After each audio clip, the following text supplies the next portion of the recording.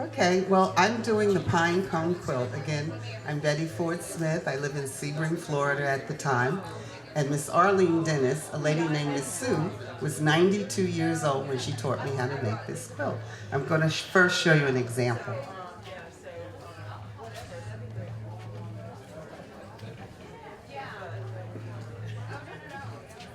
This quilt can weigh from 17 to 28 pounds. This is just a sample square, and it's all hand stitched on the back.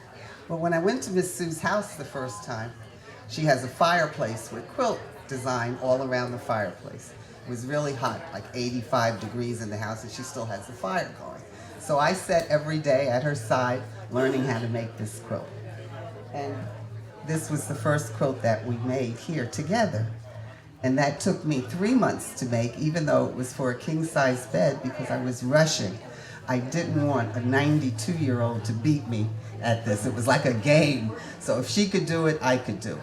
And it gets really heavy. She kept complaining about her shoulders hurting and her back hurting. And it does, because you have to lift this quilt. So then you start on a sheet. Oh, first I want to show you the fireplace, just so that you guys can see that fireplace sitting there in front of the fireplace, and it's got that tacking paper that you put in the drawer to cover it. Okay, this is a quilt that's made in your lap. It's called a lap quilt. And in the old days, you would just use whatever worn out sheet you could find. So if you have a worn out sheet, it's much better than a brand new one with all that starch in it. It's too hard to pull the needle through.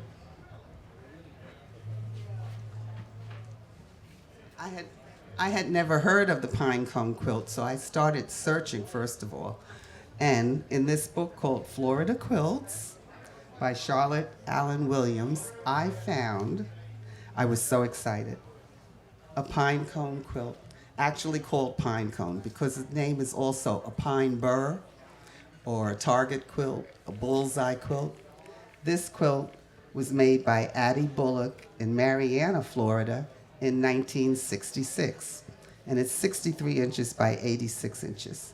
I have with me today a king-size quilt and a 60 by 60 size quilt on my table. Now I want to show you how this is done.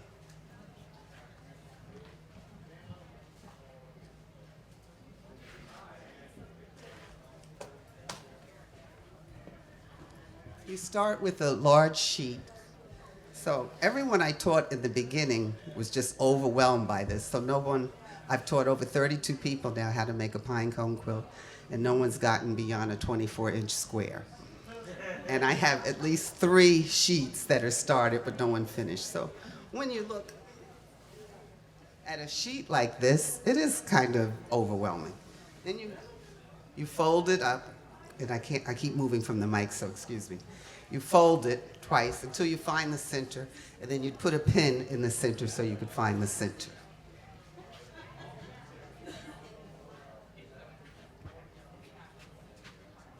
You use a 3.5-inch doll needle. Well, Miss Sue would run me all over town looking for these needles, because back then, 6, 7 years ago, I didn't know it was called a doll needle. After she passed, I had to take my one little bent example all around town until I could find it and somebody matched it up. Because sometimes you'll find the eye of the needle will be too big to pull through the sheet.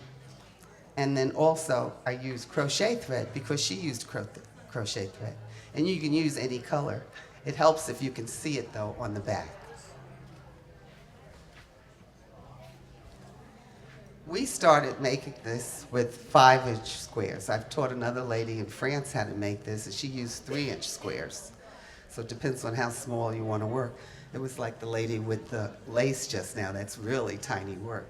So you can see that I have a little square like this. You take 4 squares to start with, and you start in the very center, and you just fold each one like that.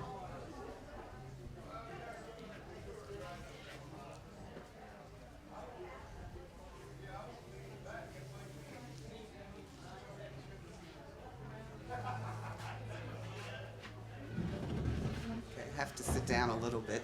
Can I adjust? Just turn a little? Okay.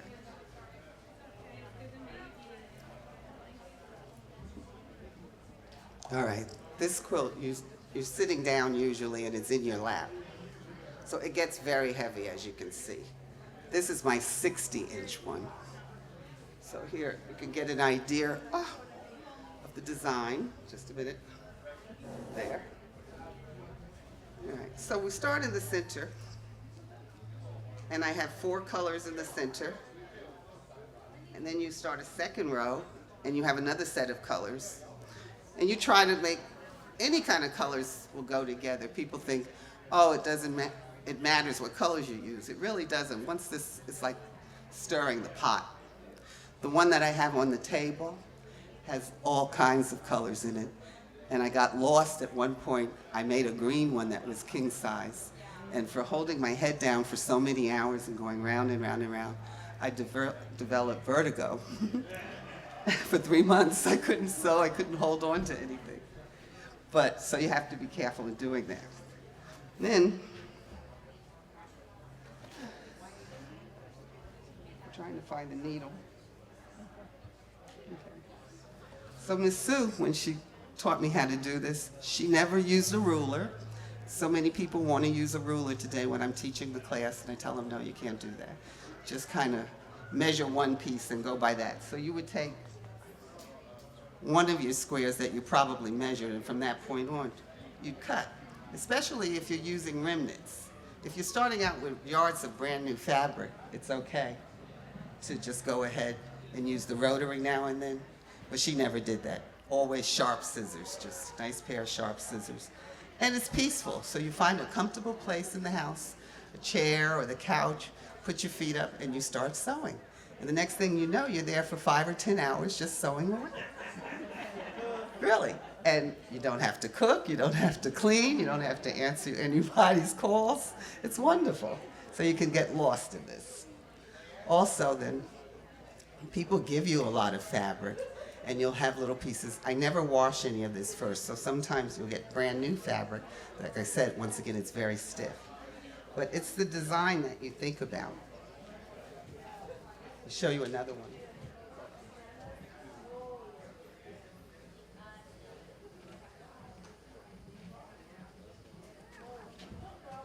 This one I used a yellow sheet, but I usually use a white sheet because I'm influenced by the colors. So if you start with a blank white canvas, then you can go anywhere with it. I saw the yellow, and right away I got into the yellows and the oranges. This one, you can notice, though, is a completely different design than this type.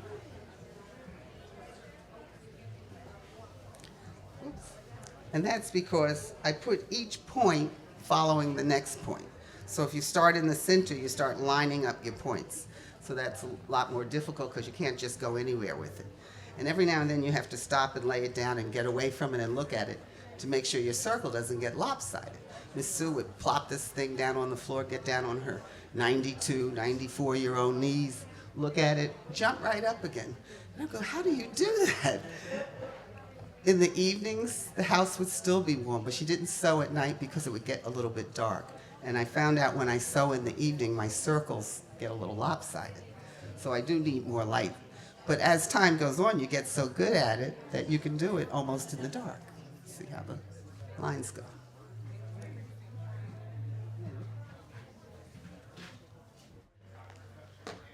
So this is the thread, and it's a number 10 to go through that needle, the 3.5 inch. My trusty scissors. And as you see, batches and batches of fabric. Now, this one, I don't use a pattern most of the time, but I wanted to use up the scraps. So I got all my scraps together, and I put it together with a design to give me an idea of where I was going with this one. So I started with pink, and then the next color has pink and green, and the next color has some green in it. So that's how I blend it. People always ask. I try to pick up whatever the color, one of the colors that's in the piece next to it. Sometimes that doesn't work. But like this had green, so there's green in this, and some blue, and continued. And you think you can go round and round. You can't.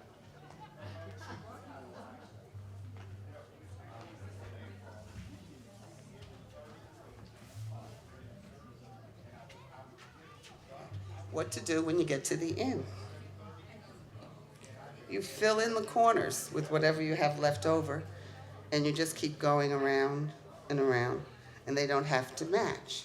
But you can see how you have that pine cone looking circle there. And then your back work should always look as nice as your front, so you want a nice design on the back. So you have to stop and check your work every now and then, make sure you're doing a neat job. And then the binding. I had a lady in class use a sewing machine to finish the binding after she worked so hard on that handwork. So you don't want to do that. You want to do the binding. This way, Miss Sue taught me you start on the back, fold it over, and they still want to see your handwork on the front. So that's how we did that. And I like purple. I did a beautiful purple quilt.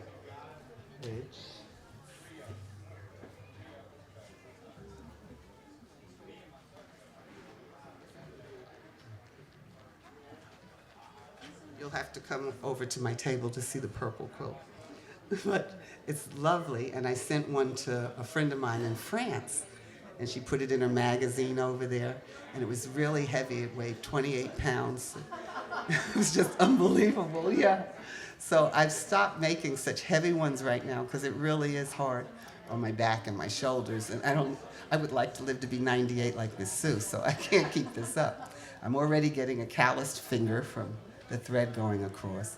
Like I said, sometimes I resort to using pliers because certain fabrics, especially the batiks, the fabrics that they make today, are much tougher. She was cutting up old dresses, stuff that people would give her, and then she'd mix it in a box, stir it up, and then just pull it out and throw it in. So that's what I tried to do with one of those that I left on the table down there. I just kind of stirred it up and pulled out and kept going and going and going. So I have found out, though, that I have to stick to what she taught me. And every now and then I have to go look at my old quilts, because since I started teaching classes, people are always telling me some easy, quick, modern way to do this. I went to a quilt store one day, and we're trying to keep tradition alive. So they had this wonderful little square box there. You put your fabric under, you just press down, and it cut 12 5x5 squares just like that. But I said to the lady, look at all the fabric you're wasting. I could get some more squares out of this if you just fold it just right or cut a few at a time. So I didn't buy that product, of course. I didn't want that. Then I told another elderly lady, one lady in my class recently, she was 92 and would get a little arthritis here. She showed me a new pair of scissors to use, and that was helpful because the scissors today, but I said, gee, Miss Sue never gave up. She just told me you can't sew every day like that because you really hurt your hands by doing that. So sometimes she'd make dresses, or sometimes she'd go outside and just garden, and other times she'd watch TV. She loved those game shows. So I tried to take a break, but it's really addicting, I have to say. You get on this and you just can't stop. My husband's complaining now because he's getting ready to retire. I retired 4 years ago, and I had said then, I'm going to straighten up our house. And instead I took up this quilting. And he said, what happened to the house, dear? And I said, I'll get to it. So anyway, that's where I'm at with this. But again, I want to thank you for having me here. It's been wonderful. And I don't know, did I use up all of my time? Thank you so much.